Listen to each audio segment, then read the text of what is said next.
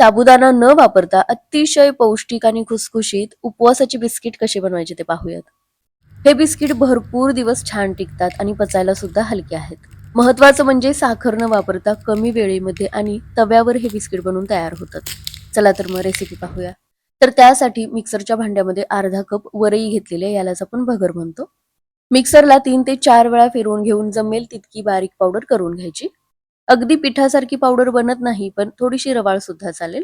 आता यामध्ये अर्धा कप राजगिराचं पीठ घ्यायचं. त्यानंतर 5 ते 6 वेलची सुद्धा सोलून घेतलेली आहे. यामध्येच हाफ टीस्पून बेकिंग पावडर आणि 1/4 टीस्पून बेकिंग सोडा घेतलेला आहे. चिमूटभर मीठ घालून पुन्हा 2 वेळा मिक्सरला फिरवून घेतलं. आता यामध्येच अर्धा कप बारीक चिरून घेतलेला गुळ घेतला. पुन्हा 2 वेळा हे मिक्सरला फिरवून घेतलं आणि हे पहा, अशी मोकळी मोकळी बिस्किटची पावडर तयार झालेली आहे. आता यामध्ये पाव कप डेसिकेटेड कोकोनट, पाव कप तूप घेतलेलं आहे. हे सगळं आता चांगलं मिक्स करून घेतलं.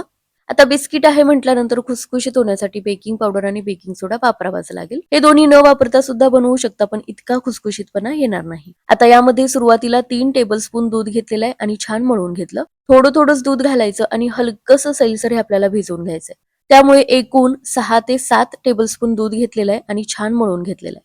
तर हे पहा, साधारण अशी कन्सिस्टन्सी आलेली आहे. जास्त घट्ट मळायचं नाही, नाहीतर बिस्किट्स कडक होऊ शकतात. आता झाकण लावून 1 तास आपल्याला हे भिजत ठेवायचंय. तव्यावरती आपण बेक करून घेणार आहोत. त्यासाठी याच्यावर बटर पेपर सेट करून घेतला. थोडेसे बदाम आणि पिस्त्याचे काप प्लेटमध्ये पसरून घेतले.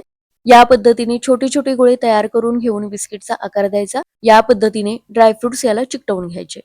उपवासामध्ये तर बनवू शकता, पण मुलांना खाण्यासाठी सुद्धा हे बिस्किट्स खूपच टेस्टी आणि पौष्टिक आहेत. तर या पद्धतीने तव्यावरती हे बिस्किट्स सेट करून घेतले.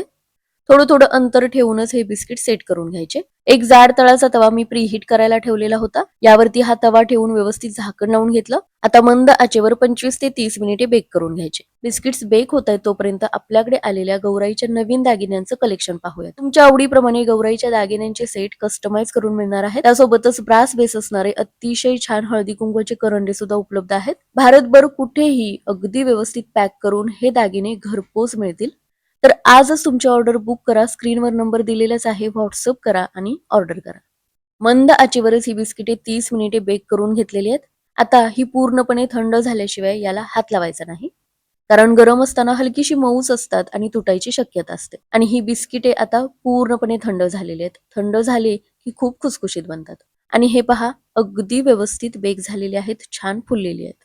आतून सुद्धा तुम्ही पाहू शकता, मस्त जाळीदार आणि खुसखुशीत झालेली आहेत. तर आता ज्यांना उपवासाला बरंही चालत असेल तर ही बिस्किटे नक्की करून पहा, घरातल्या सगळ्यांना खूप आवडतील.